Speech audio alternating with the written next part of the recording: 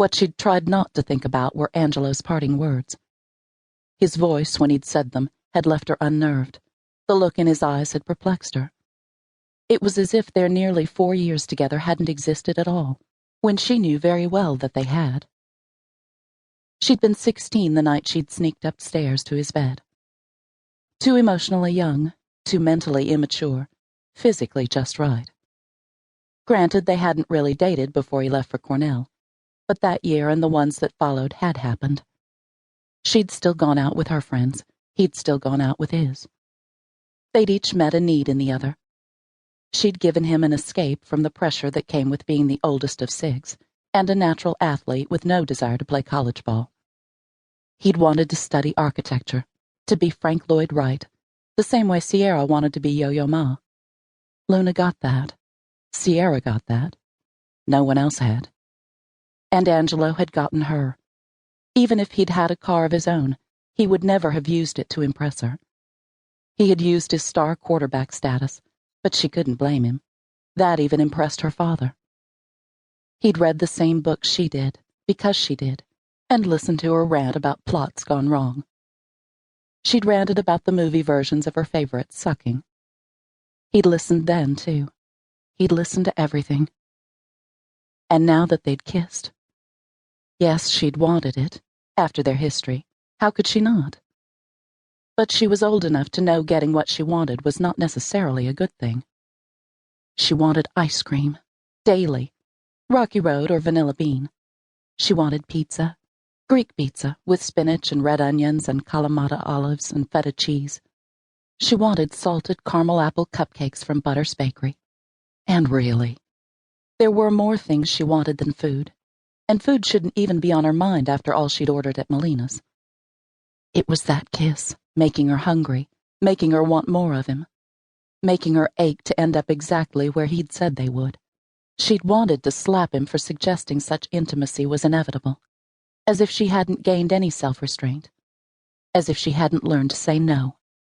Please. She was over him, completely over him, and she had been for 8 years. That kiss meant nothing. She refused to let it. Pushing open her door, she forced herself out, pocketing her keys as she heard another vehicle brake to a stop on Three Wishes Road's gravel shoulder. Praying it wasn't Oliver Gatlin again, she turned, and was genuinely surprised and pleased to see Will Bowman climbing from his big Keller construction pickup. He headed toward her, the sun casting a funhouse shadow of his tall, lanky body down the driveway and onto her car. Welcoming the distraction, she walked away from the house, where Angelo waited, to meet him. "Will! What are you doing here?" His smile was coy, the light glinting off strands of his blue-black hair. "Wanted to see where you've been spending all your time."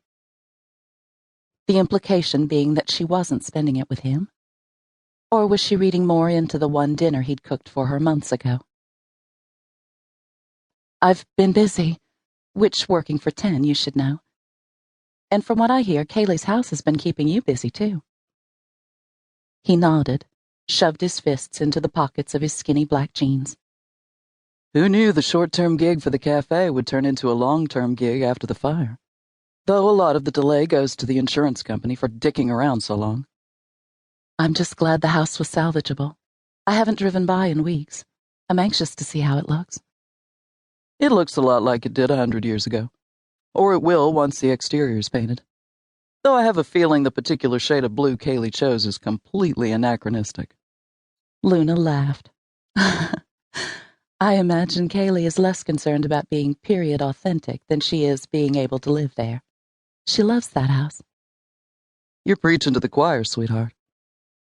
Will was saying as Angelo walked up, his scowl no doubt spawned by Will's casual familiarity. Will scowled, too, his upward chin jerk and the resulting flip of his ironically emo hair equally and unnecessarily territorial. Men. Such ridiculous posturing. As if either one of them had laid claim to her. As if she'd let either one of them do such a thing. Angelo Caffey, Will Bowman. Angelo's sister was my best friend in high school, and this was their house. And I met Will a few